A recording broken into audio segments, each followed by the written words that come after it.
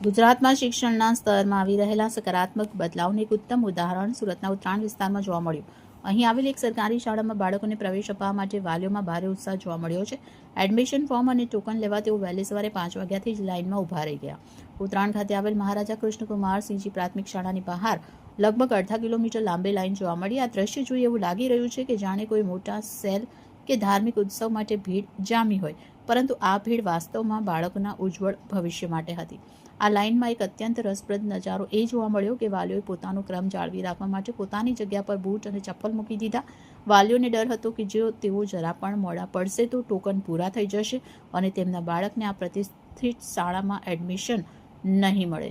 એક સમય એવો હતો જ્યારે વાલીઓ સરકારી શાળાના નામથી દૂર ભાગતા હતા, પરંતુ સુરત નગર પ્રાથમિક શિક્ષણ સમિતિએ આ આખું ચિત્ર બદલી નાખ્યું. સુરત નગર પ્રાથમિક શિક્ષણ સમિતિ દ્વારા સંચાલિત શાળાઓમાં આવેલું આ પરિવર્તન હવે સમગ્ર રાજ્ય માટે એક મોડલ બની રહ્યું છે.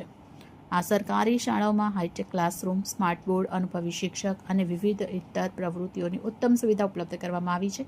આધુનિક સુવિધાઓને કારણે હવે ગરીબ અને મધ્યમ વર્ગના વાલીઓ ખાનગી સ્કૂલોને હિંમતભેર બાય બાય કહી રહ્યા છે. ઉત્તરાયણની આ શાળા બહાર લાગેલી લાંબી લાઈન એ વાતની જીવન સાબિતી છે. જો સરકારી સંસ્થાઓમાં સારી દાનત અને યોગ્ય સુવિધા હોય તો જનતાનો વિશ્વાસ આપોઆપ જીતી શકાય છે. સુરતની આ સરકારી શાળાઓ ખરેખર અન્ય શહેરો માટે પ્રેરણારૂપ બની ગઈ છે. રિપોર્ટર ચેતન તરી, બુલેટ 26 ગુજરાત ન્યૂઝ, સુરત.